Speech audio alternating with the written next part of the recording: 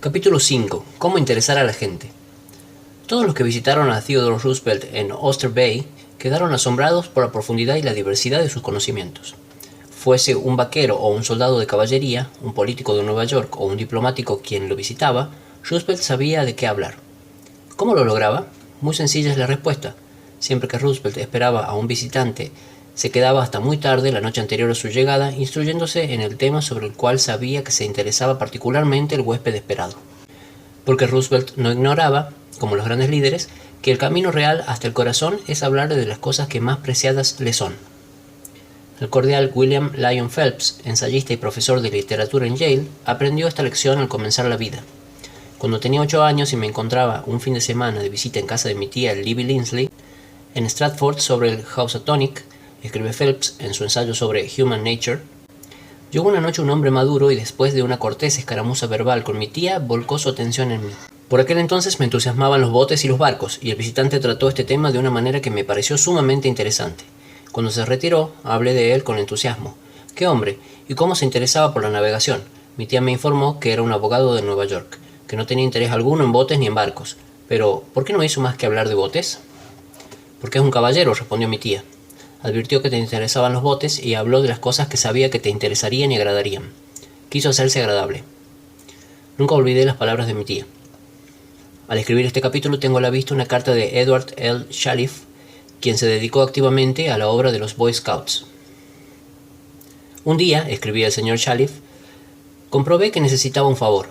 Se estaba por realizar una gran convención de Boy Scouts en Europa y quería que el presidente de una de las más grandes empresas del país pagara los gastos de viaje de uno de nuestros niños.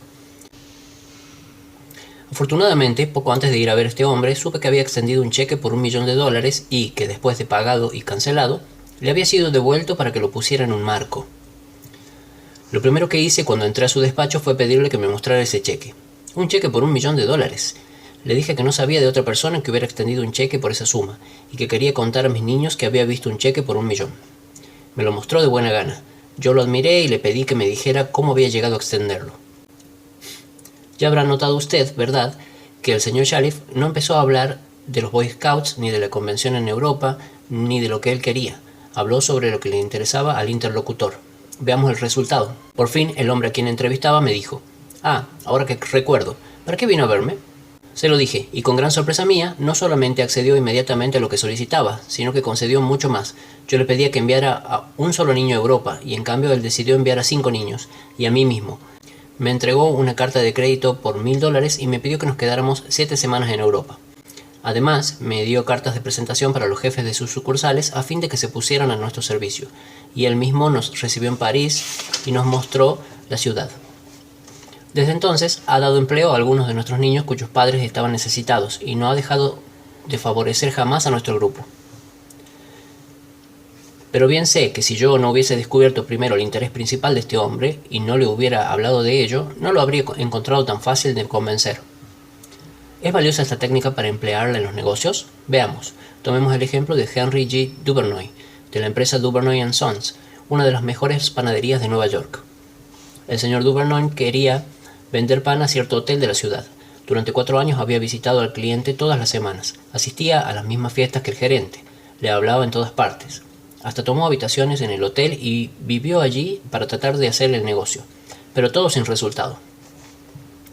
Entonces, nos dijo el señor Duvernoy, estudié las relaciones humanas y resolví cambiar de táctica. Decidí investigar qué interesaba a este hombre, qué despertaba su entusiasmo. Descubrí que pertenecía a una sociedad de hoteleros llamada Hotel Greeters. No solamente pertenecía a ella, sino que, merced a su gran entusiasmo, se le había llevado a la presidencia de la organización y también a la de la entidad internacional. En cualquier parte donde se efectuaran las convenciones, este hombre asistía siempre, aunque tuviese que volar sobre montañas y cruzar desiertos y mares. Así pues, apenas lo vi, al día siguiente, empecé a hablarle de la entidad. ¿Qué respuesta obtuve?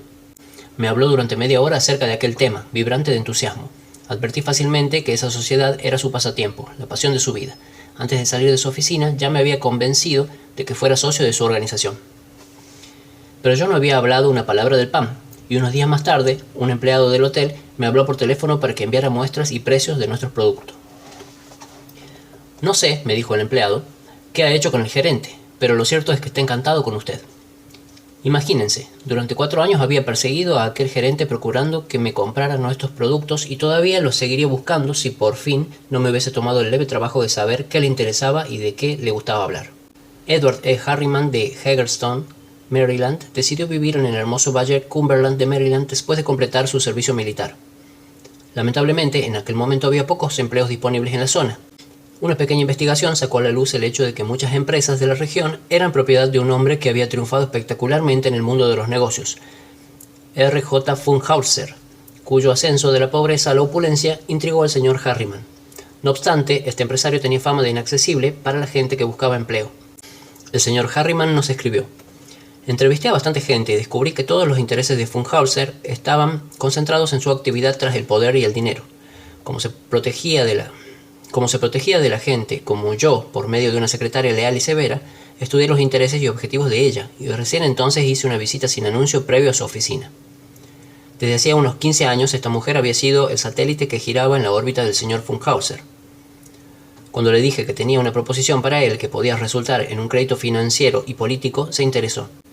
También conversé con ella sobre su participación constructiva en el éxito de su patrón. Después de esta conversación, me concedió una cita con Funkhauser. Entré en su enorme e impresionante oficina, decidido a no pedir directamente un empleo. El hombre estaba sentado detrás de un gigantesco escritorio y no bien me vio, tronó: «¿Qué pasa con usted, jovencito?». «Señor Funkhauser», le dije, «creo que puedo hacerle ganar dinero». Inmediatamente se levantó y me invitó a sentarme en uno de los sillones. Le hice una lista de mis ideas y también de los antecedentes personales que me ponían en condiciones de hacer realidad esas ideas, subrayando los aspectos en que podrían contribuir a su éxito personal y al de sus empresas.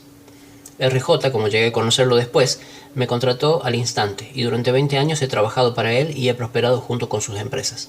Hablar en términos de los intereses de la otra persona es beneficioso para las dos partes. Howard Z. Herzig, líder en el campo de las comunicaciones empresariales, siempre ha seguido este principio. Cuando se le preguntó qué obtenía de ello, el señor Herzig respondió que recibía una recompensa diferente de cada persona y que esas recompensas siempre habían dado por resultado una ampliación en su vida. Regla 5. Hable siempre de lo que interese a los demás.